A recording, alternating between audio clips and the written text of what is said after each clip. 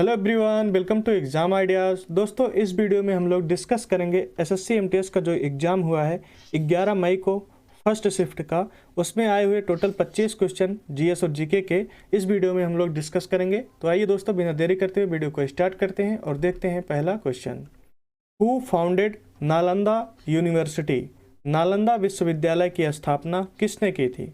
दोस्तों, नालंदा विश्वविद्यालय की स्थापना की थी कुमार गुप्त प्रथम ने। 450-70 ईस्वी में गुप्तकालीन सम्राट कुमार गुप्त प्रथम ने 415-454 ईस्वी पूर्व में नालंदा विश्वविद्यालय की स्थापना की। बिहार के नालंदा में स्थित, कहाँ स्थित है? बिहार में। बिहार के नालंदा में स्थित इस विश्वविद्यालय में 8वीं शताब्दी से 12वीं शताब्दी के बीच दुनिया के कई देशों से छात्र पढ़ने आते थे। यह यूनेस्को की विश्व धरोहर स्थल है। और एक विश्वविद्यालय की और बात होती है, पटना विश्वविद्यालय। 1917 ईस्वी में स्थापित बिहार का सर्वाधिक प्रतिष्ठित विश्वविद्यालय है। यह भारतीय उपमहाद्वीप का 7वां सबसे पुराना स्वतंत्र विश्वविद्यालय के रूप में स्थापित किया गया था। तक्षशिला विश्वविद्यालय को दुनिया का सबसे पहला विश्वविद्यालय माना जाता है। दुनिया का सबसे पहला विश्वविद्यालय किसे माना जाता है? तक्षशिला विश्वविद्यालय, जो बिहार में है। अगला क्वेश्चन है, who is the Indian author of the inheritance of the loss? The inheritance of loss के भारतीय लेखक कौन है? दोस्तों, इसके लेखक हैं किरण देसाई। किरण देसाई हैं द इनहेरिटेंस ऑफ लॉस के लेखक। नेक्स्ट क्वेश्चन है, झिझिया और Jajiya dance is related to which state? Jhijhiya या जजिया नृत्य किस राज्य से संबंधित है? दोस्तों, ये नृत्य संबंधित है बिहार राज्य से। झिझिया मिथिला का एक प्रमुख लोक नृत्य है। दुर्गा पूजा के मौके पर इस नृत्य में लड़कियां बढ़ चढ़कर हिस्सा लेती हैं। इस नृत्य में कुंवारी लड़कियां अपने सिर पर जलते दिए एवं छिद्र वाला घड़ा लेकर नाचती हैं। झिझिया नृत्य राजा चित्रसेन एवं उनकी रानी के प्रेम प्रसंगों पर आधारित है। अगला क्वेश्चन है, Thomas cup is related to which game? Thomas cup का संबंध किस खेल से है? दोस्तों, थॉमस कप का संबंध है बैडमिंटन से। थॉमस कप बैडमिंटन खेल से संबंधित है। ऐसे ही है डेविस कप। डेविस कप एक अंतर्राष्ट्रीय पुरुष टेनिस स्पर्धा है। टेनिस कप से, डेविस कप जो है टेनिस से संबंधित है।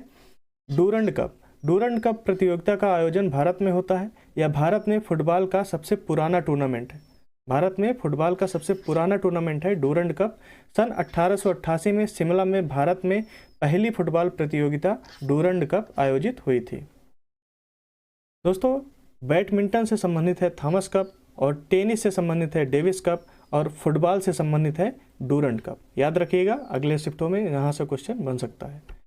अगला क्वेश्चन है, Kalamandalam Kalyanikutty Amma is associated with which dance?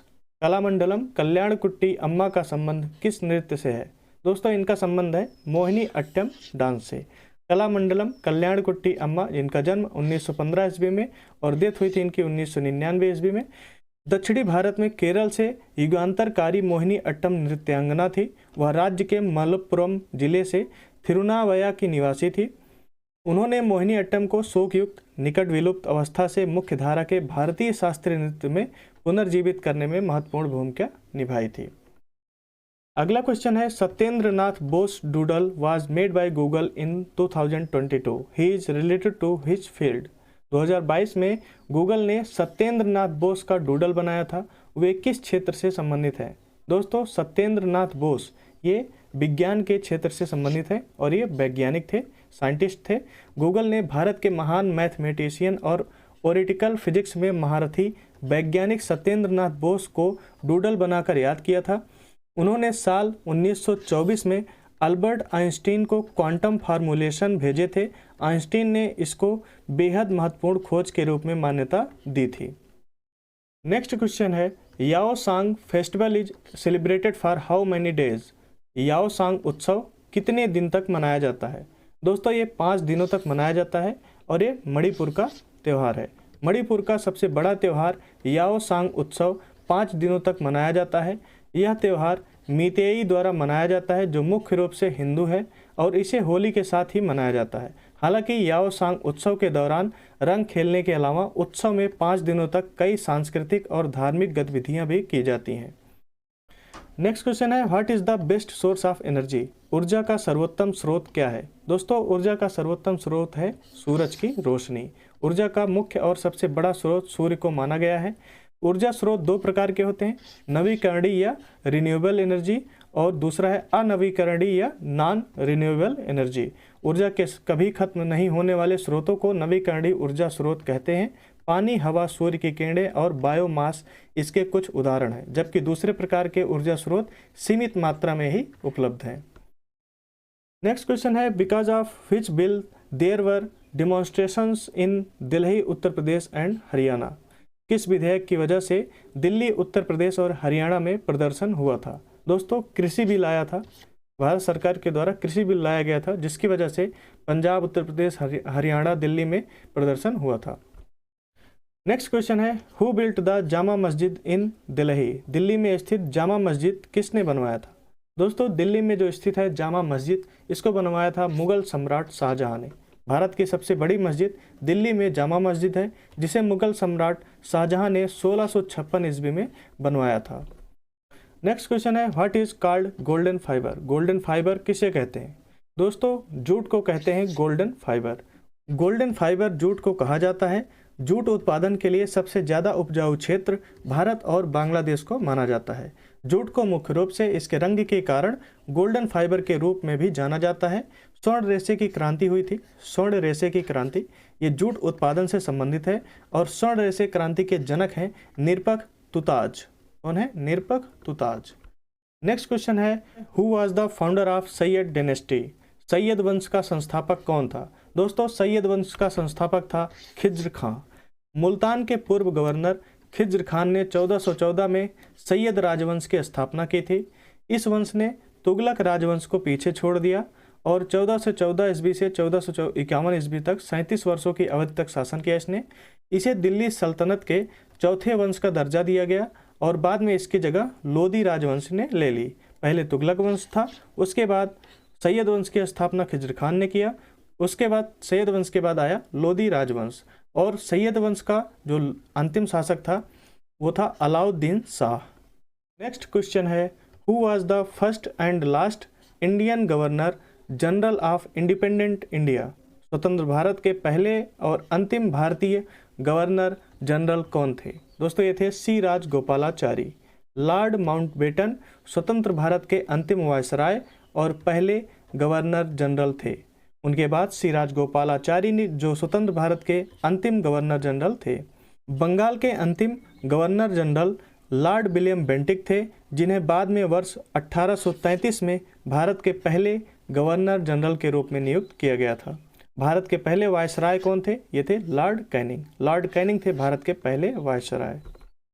Next question है, what does article 50 of the constitution of India talk about. Bharat के संविधान का अनुच्छेद 50 किस बारे में बात करता है?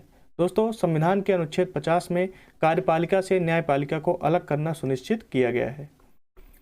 अगला क्वेश्चन है, हु फाउंडेड अहमदिया इस्लाम। अहमदिया इस्लाम की स्थापना किसने की थी? दोस्तों, अहमदिया इस्लाम की स्थापना की थी मिर्जा गुलाम अहमद ने। अहमदिया आंदोलन की स्थापना ब्रिटिश भारत में मिर्जा गुलाम अहमद, जिसका जन्म 1836 में और 1906 में इसकी मृत्यु हुई थी, एक इस्लामी सुधारवादी और रहस्यवादी द्वारा की गई थी। इसने 1891 में दावा किया कि वह एक पैगंबर, मुजहिद और मुसलमानों द्वारा प्रत्याशित मसीहा है। नेक्स्ट क्वेश्चन है, whose descendants were the Mughals.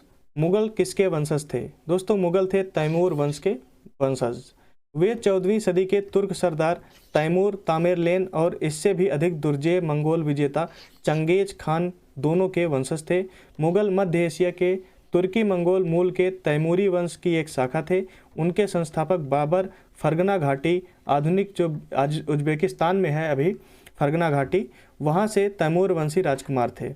Babar के वंशज जो थे, आइए एक बार पढ़ लेते हैं। बाबर का पुत्र हुमायूं था, हुमायूं का पुत्र अकबर था, अकबर का पुत्र जहांगीर था और फिर जहांगीर का पुत्र शाहजहां था। चलिए देखते हैं अगला क्वेश्चन है, how many silver medals did India win in the London Olympics. London Olympic में भारत ने कुल कितने रजत पदक जीते थे? दोस्तों, भारत ने कुल 2 रजत पदक जीता था लंदन ओलंपिक में। लंदन ओलंपिक 2012 में हुआ था। भारत ने कुल 6 पदक जीते थे। इनमें 2 रजत पदक और 4 कांस्य पदक शामिल थे। टोक्यो ओलंपिक 2021 जो अभी हाल ही में हुआ था 2021 में, भारत ने कुल मिलाकर 7 पदक जीते थे, जिसमें 1 स्वर्ण पदक, 2 रजत पदक और 4 कांस्य पदक शामिल है।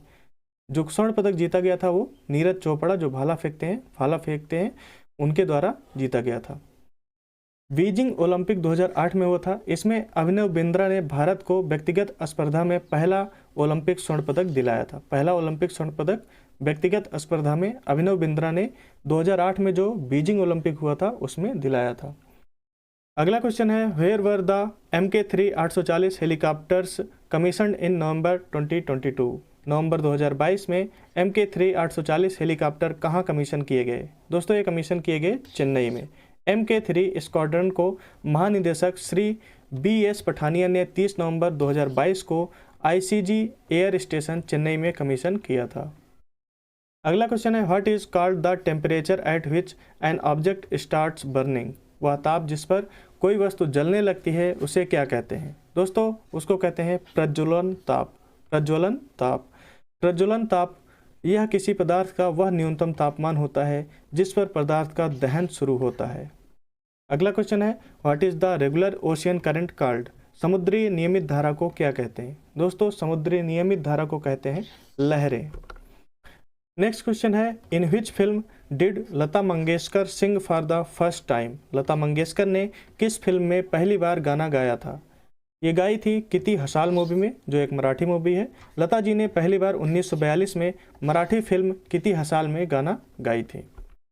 अगला क्वेश्चन है, thorny forest and shrubs are found in which part of India.